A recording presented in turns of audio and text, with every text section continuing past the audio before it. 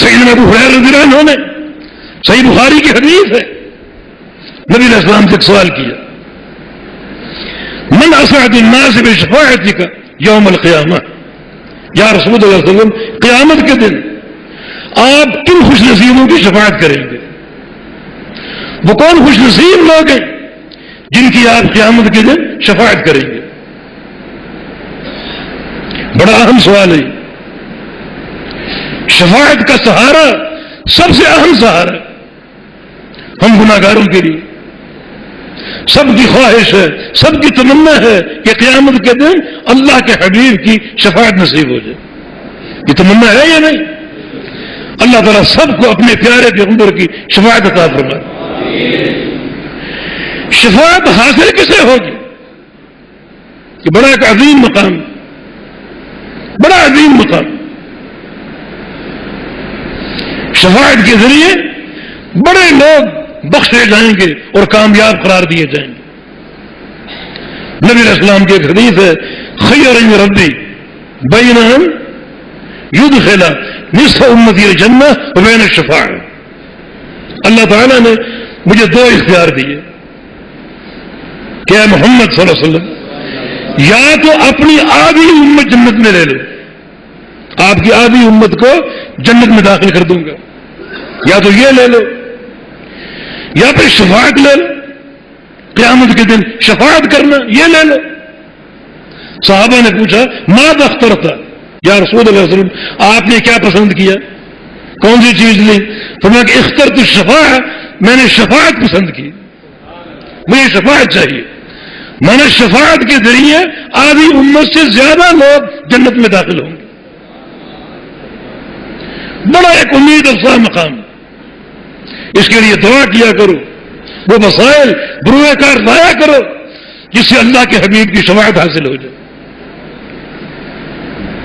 ابو ہریرہ کا سوال، آپ کن خوش نصیبوں کی شفاعت کریں گے؟ آج بہت سے مفروضے دنیا میں چل رہے ہیں، تو محفل میلاد منعقد کر لو، شفاعت حاصل ہو جائے گی، نبی کی شان میں قصیدہ کہہ لو، شفاعت حاصل ہو جائے گی۔ نہیں، جس نے شفاعت کرنی ہے، جس کو مقام شفاعت کا شرف عطا کیا گیا ہے، اس سے پوچھو کہ آپ نے شفاعت کس کی کرنی؟ ابو ہریرہ نے یہ سوال کر ڈالا۔ رسول اللہ صلی اللہ علیہ وسلم نے فرمایا، ابو ہریرہ اسعد الناس بشفاعت یوم القیامہ من قال لا الہ الا اللہ خالصا من قلبہ، قیامت کے دن میری شفاعت صرف ان لوگوں کو نصیب ہوگی جنہوں نے لا الہ الا اللہ کہا، اور صرف کہنا کافی نہیں بلکہ خالص من قلبہ ہی کہتا رہا اپنے دل کے اخلاص کے ساتھ، کوئی ملاوٹ نہ ہو، شرک۔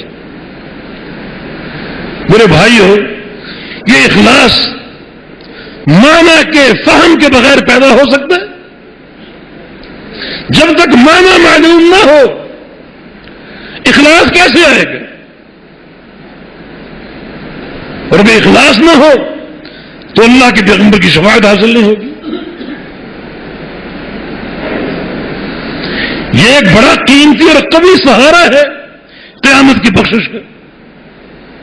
صحابہ تمنا کیا کرتے تھے، اللہ کے نبی سے استدعا کیا کرتے تھے، ہماری شفاعت کا وعدہ کیجیے۔ جناب انس بن مالک نے استدعا کی، عبیدہ بن جراح کا ذکر آتا ہے، ابو موسیٰ اشعری کا ذکر آتا ہے رضی اللہ عنہ۔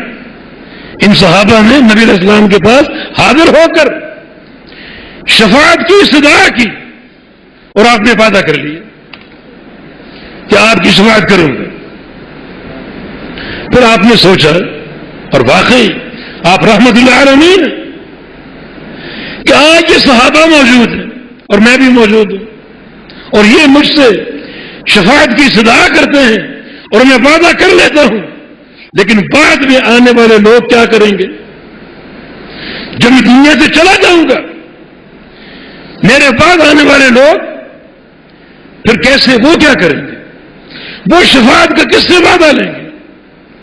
چنانچہ کوئی ایسا فارمولہ ہونا چاہیے جو دے دیا جائے اور پوری امت کے لیے شفاعت کے تعلق سے امید افزا بن جائے، ایک قاعدہ، ایک ضابطہ بیان کر دیا جائے کہ یہ ضابطہ شفاعت کا ہے، اسے اپنا لو۔ ایک حدیث ترغیب و ترہیب میں اس میں ایک صحابی عبد الرحمن بن عقیل رضی اللہ عنہ اپنی قوم کے ساتھ وفد کی صورت میں آئے تھے اور اسلام قبول کیا تھا۔ ان وافدین میں سے ایک شخص نے کہا کہ یا رسول اللہ صلی اللہ علیہ وسلم اسأل ربک سل ربک ملکن کا ملک سلیمان، آپ اللہ سے دعا کیوں نہیں کرتے کہ اللہ رب العزت آپ کو وہ بادشاہت دے دے جو سلیمان علیہ السلام کو دی تھی؟ آپ یہ دعا کیوں نہیں کر رہے تھے؟ آپ مسکرائے اور فرمایا اللہ تعالیٰ نے مجھے جو کچھ دیا ہے وہ سلیمان علیہ السلام کی بادشاہت سے کہیں افضل، اس سے بہترین ہے۔ پھر وہ کیا چیز ہے؟ فرمایا کہ وہ شفاعت ہے۔ اللہ تعالیٰ نے مجھے کہا کہ اے محمد صلی اللہ علیہ وسلم تم کوئی دعا کر لو میں قبول کر لوں گا۔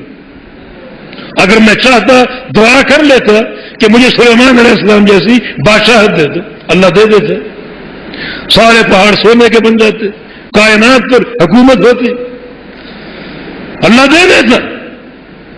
مگر میں نے کیا دعا کی کہ یا اللہ تو میری دعا ہے، میں اس کا حق دنیا میں استعمال نہیں کرنا چاہتا، یا اللہ اس دعا کو تو سنبھال لے قیامت کے دن اپنی امت کی شفاعت کے لیے۔